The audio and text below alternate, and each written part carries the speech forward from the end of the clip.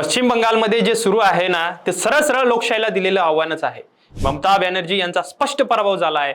जनता निकाल देऊन बसली आहे, तरी त्या म्हणतायत मी राजीनामा देणार नाही। हा नेमका कोणता लोकशाहीचा नियम आहे? 294 पैकी 207 जागा भारतीय जनता पार्टीकडे आहेत आणि ऑल इंडिया तृणमूल काँग्रेसकडे फक्त 80 जागा।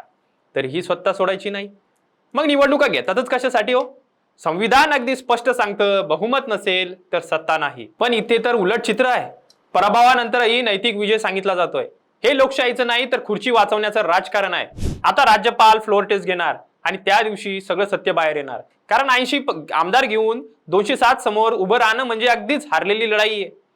थोडक्यात काय, ही लढाई आता पक्षांची नाही, ही लढाई आहे संविधान विरुद्ध हट्टाची। आणि जर अशा प्रकारे पराभवानंतर ही सत्तेला चिकटून राहायचं असेल तर उद्या कोणताही नेता निकाल नाकारेल आणि मग लोकशाही उरणार तरी कुठं? आता देश बघतोय निर्णय काय घेणार आणि जनता काय निर्णय घेतीये। कारण की पश्चिम बंगालमध्ये जे काही घडतं आहे ते खरं तर विपरीत आहे आणि येणाऱ्या काळात लोकशाहीवर याचा थेट परिणाम होण्याची चिन्ह आहे। आपल्याला काय वाटतं नक्की कळवा आणि अशाच महत्त्वपूर्ण माहितीसाठी बघत राहा सत्य पे सत्ता। धन्यवाद।